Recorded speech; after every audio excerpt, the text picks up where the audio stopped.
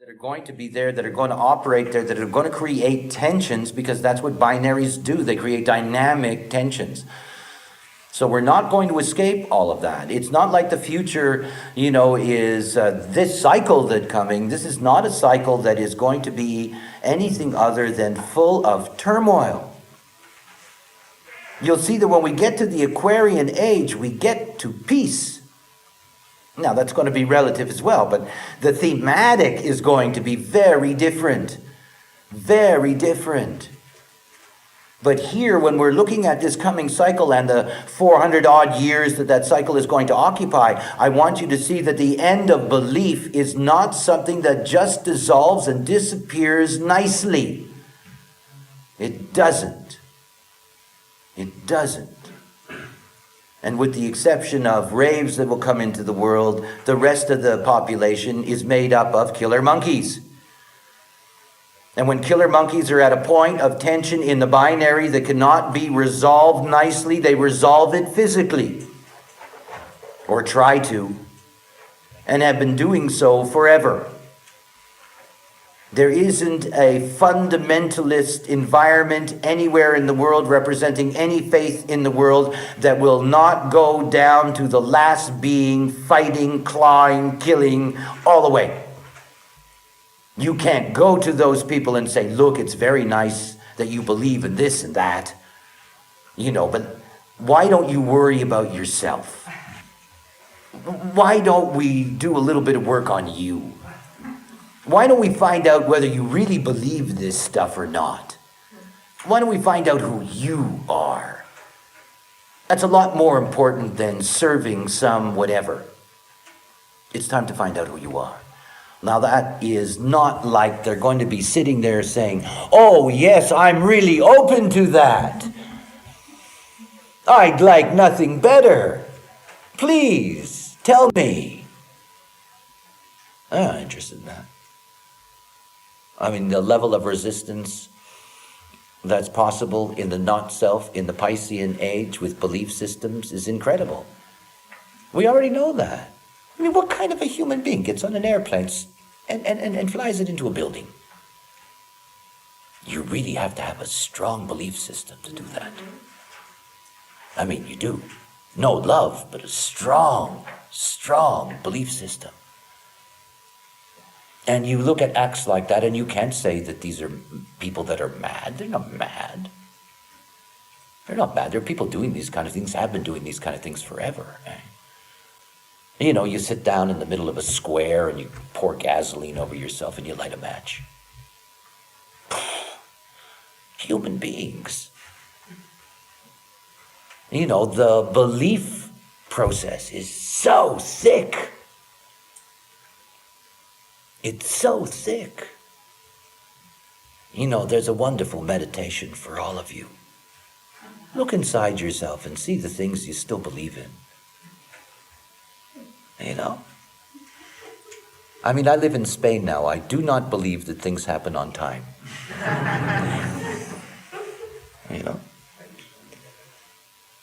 Really. I have to recognize that. And it's not like you have to purge them. And it's not like, oh God, I still believe in something. It's okay. It's the Piscean age.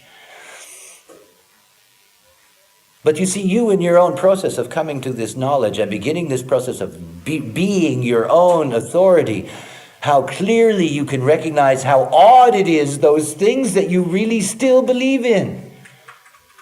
And if you go into your authority will tell you right away, do I really believe in that?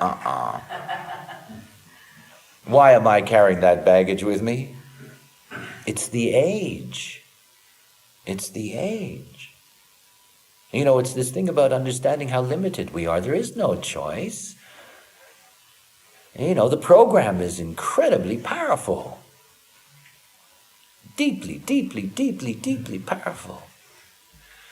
Right from the beginning, when I started and I said to people that there was no choice, they would all get uptight, What do you mean? I'm in charge of my life. I came to see you, didn't I? There's an enormous change. Well, I'll look in detail in these changes when we come after the break. But I just want to look at the 30th gate for a moment. If you look at the 30th gate, and you go to the sixth line of the 30th gate, you'll see it's between 29 degrees, 11 minutes 15 seconds, and 7 minutes 30 seconds into Pisces. So in other words, as you're moving back through that beginning, that 30, the sixth line, you're still in the Piscean age when the equinox first enters into the 30, but it doesn't last very long. Now, of course, we're talking about scales of years here, so when I say it doesn't last very long, I haven't done the exact calculation, but I assume it's whatever it is, 10, 15 years, that it would take for it to actually enter into Aquarius itself. It's such a beautiful line, the sixth line of the 30. And understand something about the 30. The 30 is magical. You know, when you run up the abstract side from the root, the 41, the 30, the 36, the 35, we know this is the human experiential way. This is the way of desire. This is the way of feelings. This is the only stream of the emotional system that will not wake up. You know, this is the human experience. It's not rave, it's the human experiential way. And that the whole thing about the human experiential way is that it differs from its symmetry, it differs from logic only in one way. Logic says if I do this, this, and this, I'll get to that. And it's based on logical processes. And so they do this, this, and this, and they get to that. If they don't, they know the premise was wrong. And so they refine their experiment, you know, they challenge it, they correct it, they judge it, they use their talent, their skills, and then they can work out a program that says, if you take this and you put them together, you get that. Now the abstract wants to be exactly the same way. If I do this and that, the other thing will happen. And remember, everything about the abstract is that the abstract leads to expectation. If you look at the logical side, the 16th gate, this is identification. To identify with a pattern that works, that's the skill. And on the 35, you look on the other side, what you're dealing with is expectation. The expectation that doing this, that, and the other is going to be fulfilling. That it's going to be of value as an experience. And so all abstract people run around as if they're logical. If I do this, this, and that, their expectation, I'm going to get something. But then the 30th gate steps in. This is the gate of the fates. It's the gate of the fates. See, we're all going to meet our fate in that sense. You know, we're going to enter into the realm of the fates the moment that we enter into the Aquarian age. You know, because the Aquarian is the end for us. We're not going to go any further than that. You know, we're not going to get to a Capricornian age. We're never going to get there. And we're going to enter into that Aquarian experience. And it is the experience of the fates. And think about what the fates do. They get in the way. They say, you think if you do this, this, and that, you're going to get there. Aha, watch. Watch what happens. Life is full of the unexpected. That the fates are there. And in the end, the fates are there to cut the cord and end the life. End the process. And so the 30th gate has a significance at many, many levels. It's also the clinging fire. This is the fire that the mystics have always spoken of. The fire that's waiting for us. The fire that comes before the night of Brahma. The fire that's going to be there at Judgment Day. The fire, the fire, the fire, the fire, the fire. It shall all end in fire. For that, I have no doubt. It will all end in fire. That's clear. And entering into the 30th gate is the kindling, if you will, of that fire. It's the start of the process that leads to the burning. Right? And there will be a burning ground. And I will, certainly after my break, tell you about its relationship to our concepts of heaven and hell. But there is a burning ground waiting for us. Okay, so you enter into the 30th gate, and you enter into the 6th line. And the 6th line is the discipline to maintain right action. Theme of an era. The assertiveness to purge the inferior while accepting to lead the weak. The strength to eliminate negative feelings. An inherent peacefulness that is all too often will abide the presence of inferior forces. Peacefulness, right action. Now, it isn't to say that everybody, again, these are large programming influences. But it's in this era that there will be the space. By the way, that line reads better for a rave than a human. That they'll be able to indulge peacefully the inferiors around them. That quite literally we enter into an era, because the thing to understand is that if everybody has their own authority, there is no collective conflict. There can't be. You can only have collective conflict if you've got a Saddam over there and a George over there that's speaking authoritatively for everything that they control. But the moment that everybody is living out their own unique authority, it's not possible to have collective conflict. It's possible to have personal conflict. It doesn't mean that killing will end. Killing ends when the killer monkey dies. Kill the killer monkey and you get rid of that kind of killing. But as long as humans are going to be in these forms, no matter how awake they are. If you're awake doesn't mean you can't kill. It doesn't. But if you get killed by an awake killer, you got what you deserved. And you got it correctly. This fantasy about good is going to triumph over evil, The good guys are going to triumph over the bad guys. And on and on and on and on and on. It's not true. That's not the point. See, look, if you truly have your own unique authority, you are the balance of all of it. And you are light and darkness. You are what it's all about. You are the balance of these things. And that balance, by the way, is always tilted. It's not like it's equal. I'm slightly darker than I'm light. None of it's equal. But the fact is that that's the point. And you can only find that balance as a human being, not on the outside. You find that balance on the inside. The passenger, the light, accepting the form, the vehicle, the matter. You can never escape.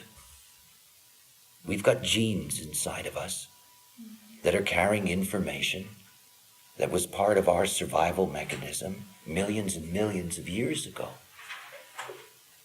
We have ancestral genes going back to the deepest kind of voracious survival mechanisms. You're not going to get rid of all of that. That would stop us from being human. But you will eliminate what we call the real ugly violence and horror of collective killing, collective violence. That's why the Aquarian is an age of peace. Not because each and every unique being is peaceful, but because there will not be that level of collective violence. That's why when I was speaking yesterday about my concerns for raves, that I knew that this would be the era, the Aquarian cycle. At the moment they entered into the Aquarian cycle, they would enter into a place of protection. No longer would they be subject to the control of outside authority, and they would be in a conditioning environment in which collective violence, in other words, getting rid of all of them, or perhaps them getting rid of humans, whatever the case may be, that simply would not be possible. Because that's not the thematic that's going to be at work. So there's this very special, future out there. My concern is, how well are we going to get through the next 400 years or so? Because you see, it's this dissolving of the Piscean. And in this dissolving of the Piscean, you're not going to escape profound communal violence. And we have that. And in numbers, it's extraordinary how many human beings, in numbers, not percentage. In percentage, we're actually doing better. In numbers, it's incredible how many human beings are killed as a part of collective acts of violence. And all of that based on authorities who are establishing through their morality who are the good ones and who are the bad ones. And we're going to go through a whole age of that. And remember, the fact that the not-self is going to be conditioned in the coming era to be very concerned about their own individual survival, but still be subject to the authority of outside forces, means that they will give a lot of power to outside forces to give them that survival protection. That's scary. Because that survival is going to be a very powerful theme, and you still do not have differentiated humans who are going to be able to establish within themselves whether something is correct or not. And not simply accept, what others dictate is correct. I'm not going to see it, but I can feel it inside of me. What that opening of that Aquarian experience is going to bring. This opportunity, in a sense, for as much right action to be possible before the end. For correctness to be something that is deeply, deeply established amongst at least a large slice of the human population. During the break, France asked me an excellent question about the nature of steps. Steps. Remember, I began by explaining that we were in the 54th step. I say that only because that's what I was told. I also know when the 55th step is because I was also told. During the course of a full round, we go through 62 actual steps. As a matter of fact, if I were to be really, really precise, we actually go through 61 specific steps. That is, that the first and the second steps are a binary that initiate together. In fact, they're one step. And the 63rd and the 64th steps don't exist at all. I mean, the 63 and the 64, any of you that possess that, doesn't belong to anything that's here. And anyone who has to deal with such people knows that to be true, but nonetheless. Okay, so in terms of the structure of a round where you have 61... Yes. If you look at the structure of a round and you see that a round can be broken up into 61 parts, I was not told and do not know when those various steps take place, because it's not a simple division of the 19,000 years by 61, and I was not given any key to that. What I do know, in the sense, is that I do know what's coming. And it's one of those things to recognize, is that between 2027, when we're in the 55th step, until we finish the 61st step, the inner truth step, that is at the end of that process, that we have to go through various things. We're going to go through the closing of doors. The 56th step, obviously, is the end of ideas and belief. Started long ago with the 11th step. And finally, you get to the 56th step, and you can finally close the door on that. When you get to the 57, you get to the completion of the individual integration process. In other words, you get to the completion of what has come before, the 10, the 20, the 34, slowly building up until the 57s there. In other words, that's really a time when you're going to see the emergence of really well-defined, differentiated, unique beings. Because that's a closing of the door. Here is the final formula. When you get to the 58, you get to the smell of judgment. Oh, yes. I'm a fan of all the religions in the sense that all of them come out of human design, so they're fun to look at and see, and all the terminology and the language and particularly the way various cultures see the end. Because this morning I'll give you the end before lunch, okay?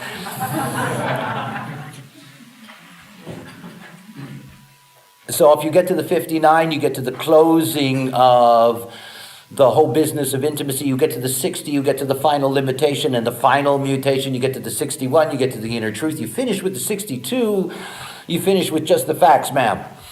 You finish with the whole thing laid out, all the details, game is over, all the things are in, all the points are in, bang, over. Okay. Just to make that clear. This is the most interesting part of the round for me. It's the door closing. It's my last visit to Wien. As much as I've loved this place for 10 years, I love closing doors. Oh, I love closing. They're as much fun as opening doors. I love closing. Okay, here's the closing. Right. This is going to be the cycle that closes the round. We never get to this. That would be the place to go if it was going to continue in that sense. We never get to that point. What we get to is, we get to the very, very, very beginning of the very, very, very first line theme of all of this. And that's the moment when it comes to an end. And if you look at that, you can really, you can smell it. It's going to be Judgment Day. It's 5818 time. Let's judge the whole movie. It is really going to be here. And the 49, which is the key, and of course the 49 is the great butcher. And in the way in which our spirituality is developed through our relationship to animals, through the 1949, that butcher, that 49th gate, represents most of the ideas that not-self humanity has about God. Yahweh said, I will punish you to the 10th generation. Heavy trip, eh? Wow. Anyway, okay, let's have a cosmic fairy tale.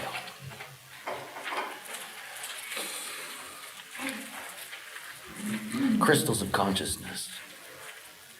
Crystals of consciousness bundle, that's their natural tendency. Personality crystals of consciousness, and there are many, many, many, many bundles of personality crystal consciousness, envelop what we call the atmosphere around our planet. The vast majority of crystals of consciousness never, ever get to incarnate. And when I say the vast majority, I'm just not talking about the vast majority in relationship to the number of crystals endowed in humans. If you take all the crystals of consciousness that are alive on the planet now, and believe me, that is, or not believe me, the fact of that is, if you think about every single cell of every living thing that's on this planet, you can imagine that there is an absolutely extraordinary amount of crystals of consciousness that are here, yet they represent only a fraction, a tiny, tiny fraction of the number of crystals of consciousness that are part of the environment of our planet. It's one of the things to understand about the incarnative process, that we really are a class of crystals. In other words, that it is our exclusive responsibility to come into form, to come into these forms, into this experimental environment over and over again. And when you die, those of you that know about the information I've given out in death courses or I've been there, know that when the physical body comes to an end, the design crystal, its magnetic monopole go down into the design crystal bundle within the earth, but the personality crystal is picked up, literally picked up. That's why the body isn't to be disturbed for 72 hours. It has to wait for its pickup. That the personality crystal is picked up by its bundle, and it goes back and in essence informs the bundle. Only informs it in the sense that within the bundle and within the aura of the inanimate nature of that bundle, it's all being infused by a neutrino information program, so that there is a blending of information. When you take a personality crystal bundle, the chances are that there are very, very few crystals within that bundle, and the bundle may have tens of billions of crystals. Very few of those crystals that actually will incarnate into human beings, and they are regularly involved in bringing their information back. That's the way it works. Okay, so you have personality crystals on the outside. Within the nature, within the mantle of the earth, that is, we have a single unit for design crystals. There is a single bundle. according to the mythology that was given me on my first night of my experience with the voice, that the bundling of the crystals of consciousness is something that's been going on for the beginning. Those of you that have taken the Band 2 great course with me have seen my illustrations and descriptions of how the original crystal bundle was formed after the Big Bang event, when the Yang banged into the Yin and you have the shattering of the design and personality crystals, how they moved through space. One of the things to recognize is that the movement of the crystals of consciousness, they have moved, and they've moved a lot over 15 billion years. And I'm not just speaking of the natural movement that takes place, that we happen to be on a planet that relative to the center of our galaxy, we're traveling at around 480,000 miles an hour in space. In other words, everything is moving, we know that. But within the context of that real movement, I know that the crystals of consciousness at one time or another were associated with a star we call Arcturus. I know that at one time or another the crystals of consciousness were related to a star that we call Dubhe. I know very clearly that the crystals of consciousness, when they first came into what we called our solar system, did not come here to Earth. So one of the things about the nature of the mythology is that, according to what I was told, is that the physical destruction of the earth is not the point. That is, the mechanism of that physical destruction. Chances are that, the planet will suffer almost the identical fate of dinosaurs, except a little more powerful. We're constantly being bombarded by material from space. We have enormous concerns. We've got an asteroid that's going to pass within the distance of the Earth to the Moon, and it's going to come by us around 2025. And they're speculating that, this is something, if it hit, it would be this or that or whatever. What I was told is that's the way that it will end. In other words, it will end the way in which all life works in the universe. All life works through the meeting of objects. It is this banging into each other that makes things happen. Now, I was given a mythology. And I was given a mythology with mechanical guise, after all. The mythology that I was given is that, yes, there is an end. The date is there. Yes, there's an end. At that moment, the whole process is going to come to an end. Now, what physically happens, at least within the context of this fairy tale, what physically happens is that the crystals of consciousness bundle. They bundle. Now, crystals that are outside of the body, are not manifesting consciousness. Please understand that. They are inert in that sense.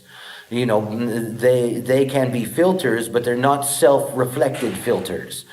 In other words, you can have contact with Aunt Judy, whose personality crystal's in a neutrino alignment with you, and you suddenly have a sense of Aunt Judy in your head.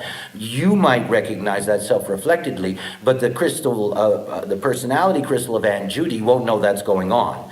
In other words, it doesn't have any framework to operate out of, so no assumption about these aspects having any kind of self-reflective awareness. One of the things to recognize, though, is that the way in which development operates for us, and this is a very important development, and we are going to go into a night of Brahma. That is, it's going to take approximately 100 million years, 100 million years, from the point at which the planet comes to an end to the point in which the crystals of consciousness reformate in another guise, which I will show you this afternoon.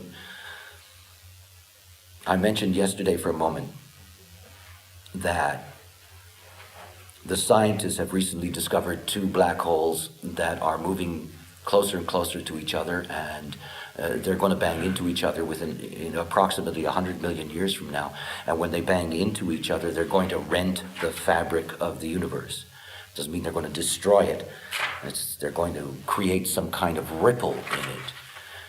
Now, you see, the cosmic mythology that I was given is that the totality, what I call the biverse, is an unborn child. Now, child obviously is in huge quotation marks. It's an unborn entity. It's an unborn thing. I don't know what to call it. Child is kind of cute. I mean, that's what I was told, so I use it. It wouldn't have been my choice. So this unborn entity. The thing to recognize about it is, as far as I've been told, that this unborn entity right now is only endowed with a design crystal format. In other words, like a fetus in a womb, that the fetus spends most of its time in the womb simply being controlled in that sense, directed in that sense by the design crystal. We all know that the personality crystal comes in later. Now, what I was told was that at this point, approximately 100 million years from now, at that point, after the Earth has been destroyed and you've got the bundling of the crystals of consciousness, that at that point, that's when the personality crystal of the whole is going to enter. Now, the whole thing about the personality crystal of the whole, in other words, to give the unborn entity its identity. And the same thing that happens to the fetus in the human womb, in the sense that the personality crystal comes into the vehicle and the vehicle suddenly is more than a piece of meat. The vehicle has an identity. It has a passenger. It has consciousness that's only job is to reflect. So the totality as a whole is going to be penetrated by a personality crystal. The only name I can give it, let's call it cosmic personality crystal. It's going to come in from the outside, but something has to happen. What has to happen is it has to shatter. That's why the discovery of these two black holes was so interesting to me, and the time frame of all of that. Because you see, the moment that you create a renting in the fabric of the universe, you create opportunities for whatever that would take to shatter a personality crystal. One of the things to understand about the forms that are going to come and the way they're going to be endowed with consciousness is that they're all going to be endowed with a unified personality. We don't know that. That's what we call God. That's what we're looking for. The uniform personality, the whole, the one, the usness, the itness, whatever. But of course, it's not our design. It's not. Okay. Now, every time we go through such changes, this will be the fourth one that we will go through. Every time we go through such changes, a culling takes place. A culling. Now, culling is a word used euphemistically for killing. And for example, if you have a forest that's a fenced forest and your deer are fecund and you end up with too many deer, you're going to cull a few. And that means you're going to kill a few of them in order to make it more viable for the rest that are going to stay. We have culling that takes place in our own developmental process within the womb as a fetus. The prehensile tail, gets culled. The gill-like capacity gets culled. In other words, certain attributes that are valuable at a certain moment in our development, when they're no longer of value, we easily are rid of them. Okay. Wherever you look in the mythologies of religions, you find these tales of what happens after. And so many of these involve both positive and negative environments and so forth and so on. The Western tradition of heaven and hell, these kinds of concepts. Something happened to the unborn entity. And what happened to it was that its gender became defined. And the moment that its gender became defined, there was a long road to eliminating the genetic aspects that would pull it away from its gender direction.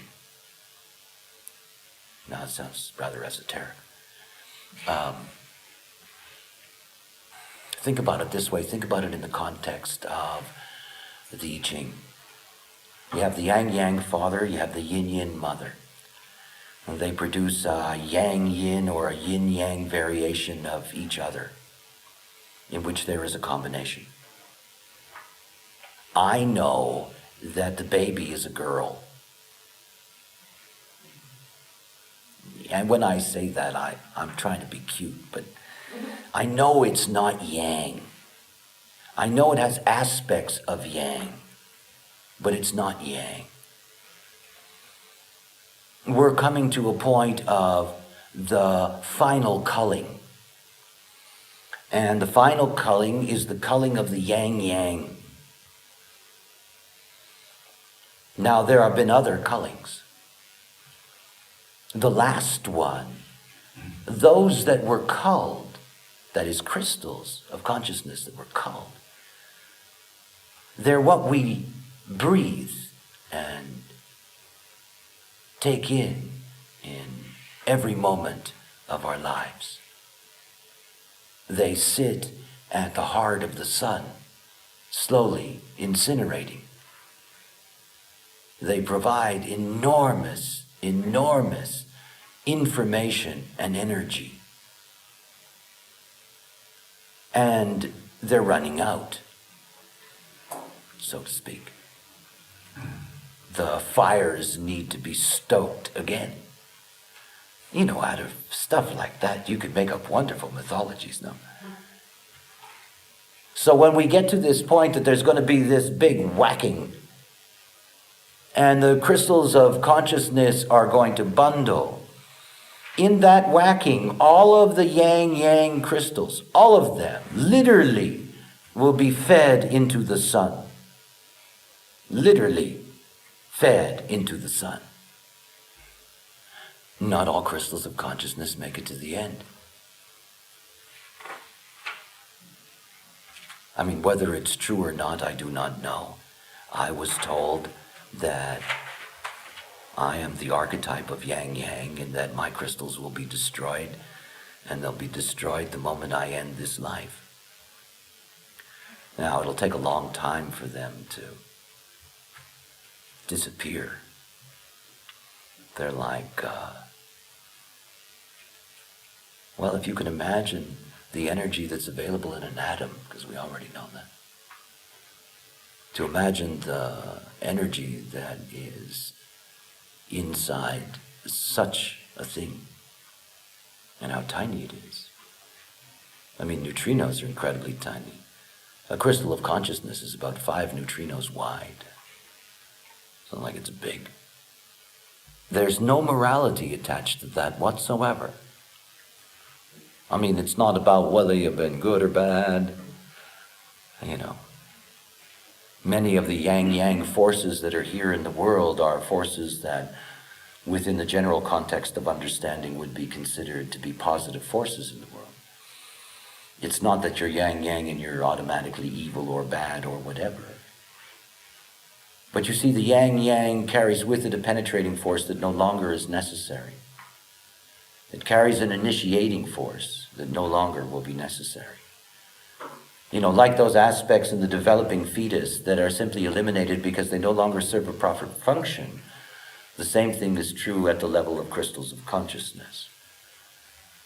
You know, the yang-yang in the end will represent somewhere around 22% of consciousness crystals that have been incarnating and have been in circulation for somewhere around 14 billion years.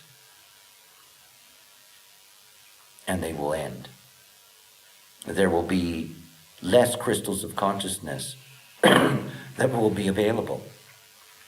And one of the byproducts of that is that we will no longer be incarnating as an ongoing process. In other words, we will only have to incarnate once. And that, as you will see, is a very different kind of movie.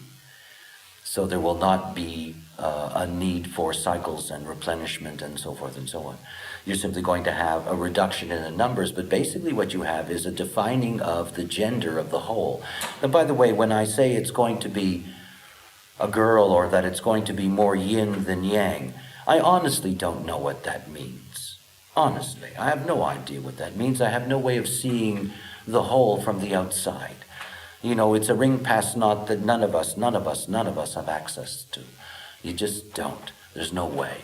There's no way of knowing, you know, as a gene, and a very smart little gene within an enormous vehicle, you know, what the life of that vehicle is, what it looks like, who made that, all of those things, they're far beyond us to grasp. What's clear to me is that we're entering into a final stage in our development.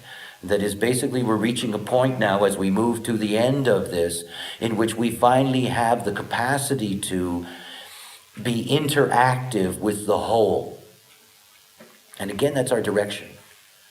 Now, raves are going to be much more successful at this because they're going to operate with an awareness that has a very dense field, and that they'll be able to use that dense field. But it's so important, my description to you about the neutrino field moving through us and moving out into space in every direction, to really understand that that is an information base flowing outwards. It's not personalized or identified. It's not like that. But it is information consciousness going out. All of it sourced through the crystals of consciousness that are experiencing this here. This is part of our whole process, so that by the time we get to the closing of that door, when we finally get to the point where this experimentation in vast diversification and in unique identification with separate forms comes to an end, we're finally ready to do our job guided by a single personality. We don't know what that's like. Imagine what it would be like. Every single one of us have different designs, but we all have exactly the same personality. Think about that. Isn't that something different? How does that work? And as I'll show you, it's going to be even more complex than that. You're going to have everybody having two design crystals, all sharing the same personality, but all sharing the same personality. That means that the influences of the neutrino impact as a programming agent, that programming agent is going to operate exactly the same way. Exactly the same way. With all of those unique aspects. Exactly. It also tells you something else. That you're going to see, funny way to phrase that. What's going to happen is that we're going to have the only mass incarnation in our whole process. Because in order to achieve that, everybody, all those crystals of consciousness have to come into form at exactly the same time. All of them, exactly the same time. Think of what that would be like. All of us had exactly the same birthday. Because that's what it means. Think about it. Yeah. Anyway, that's why we don't know the whole. Do you understand? We can't know the whole because we're not the whole. We're all differentiated aspects. But the moment we go into that transition in which we're all unified through a single personality, we are the whole. Everybody at the personality level is operating in exactly the same way. That's why we can't do that now. And the yang, and I know, because I'm never going to ride in one of those boxes. The yang would never have anything to do with that. Ever. No way. Which is why we don't get there. No way. I don't want anybody in this passenger seat. Get out of my car. I don't want anybody in there. This is my place. It's been my whole trip for millions of years to identify the itness of me. This personality crystal is ancient, like yours, from the beginning. For it finally to just be itself alone in the box. Ah, that's nice. Everybody's sitting beside me saying, did you see that? No. I don't want to see the same thing you see. I don't want to smell the same thing you smell. I don't, because I don't. Because I don't. That's the magic of being unique. Right? It's all your own. It's all your own. This is our triumph. Oh yeah, we'll get there. They'll give us a different box. When you have a different box, it'll all be different. But here in these, the doors are sealed. I got children locks on my doors. You can't get in there. Can't. No way. Wonderful.